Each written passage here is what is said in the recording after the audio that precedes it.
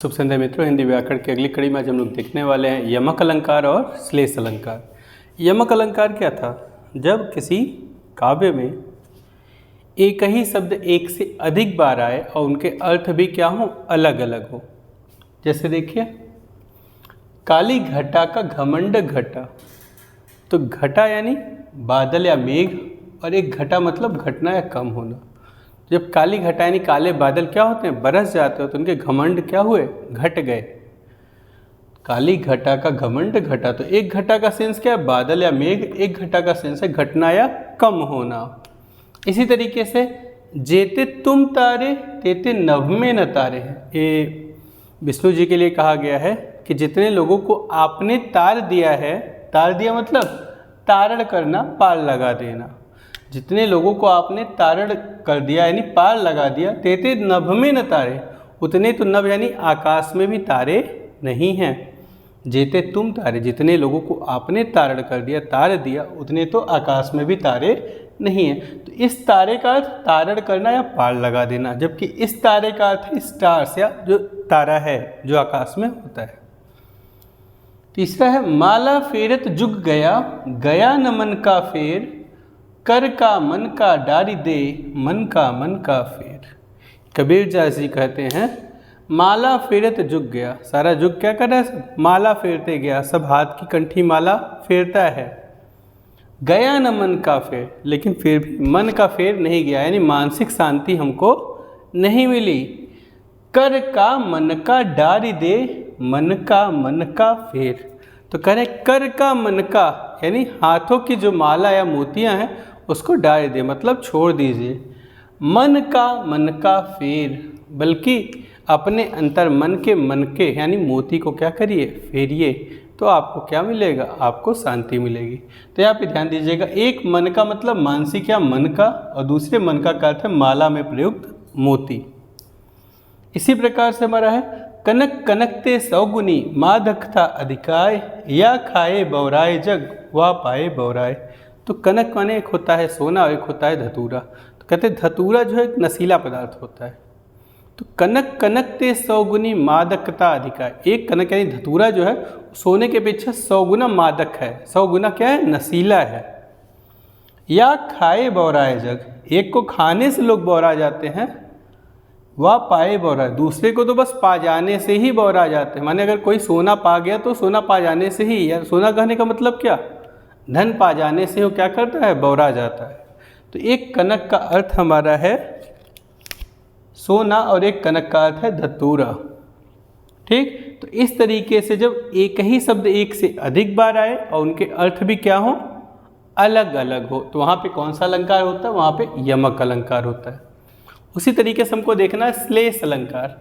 श्लेष जैसे कहते हैं सुलेशन या लेई या गोद, गोद किस काम में आता है, चिपकाने के। तो ऐसे श्लेष का अर्थ है चिपका हुआ, श्लेष का अर्थ है चिपका हुआ, अर्थात एक शब्द से कई अर्थ चिपके हों अगर, तो हम कहेंगे कौन सा अलंकार का प्रयोग है, श्लेष अलंकार का प्रयोग है। इसके लिए सबसे प्रसिद्ध कौन से कवि हैं, बिहारी जी। क्यों? क्योंकि इसीलिए उनको कहा जाता है वो गागर में सागर बनते हैं। उनके एक ही दोहे, एक ही काव्य में बहुत सारी बातें संगठित रहती है।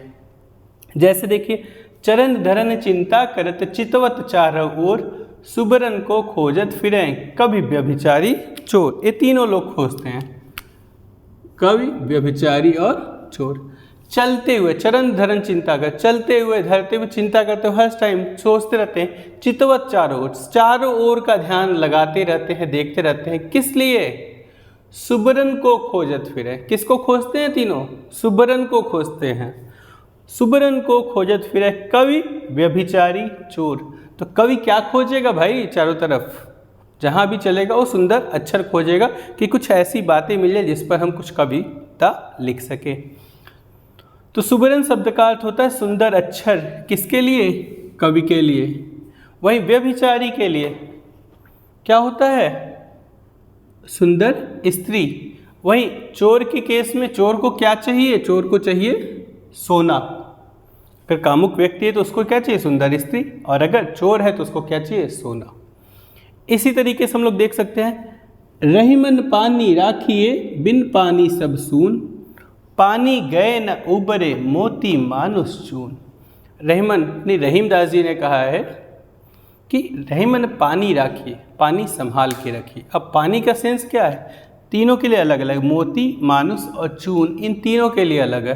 अगर पानी गए न उबरे, अगर पानी चला गया तो फिर वापस नहीं ले पाएंगे। जैसे मोती के लिए क्या है पानी का अर्थ, चमक, एक बार मोती की चमक चली गई तो फिर नहीं आनी है।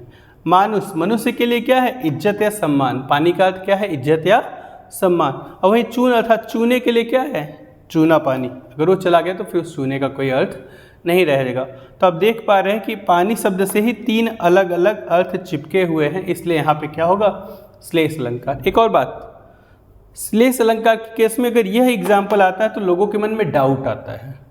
क्यों डाउट आता है कि पानी शब्द एक से अधिक बार आया है, तो ऐसा कोई मस्ट नहीं है कि श्लेष अलंकार में एक ही शब्द एक ही बार आएगा, शब्द एक से अधिक बार भी आ सकता है। बस खास इतना ही है कि जहाँ पर भी वो शब्द है उसी जगह उससे कई सारे अर्थ जुड़े हुए हों, चिपके हुए हों, तो वहाँ पे श्लेष अलंकार होता है। श्लेष का अर्थ मत सोच लीजिए बस एक ही शब्द, जैसे सुबरन शब्द एक ही आया है तो कहीं पर एक भी आ सकता है, कहीं एक से ज़्यादा भी, लेकिन जिस स्थान पर आएगा उस स्थान से ही चपके हुए शब्द के कई अर्थ होंगे, तब वहाँ पे होगा श्लेष अलंकार।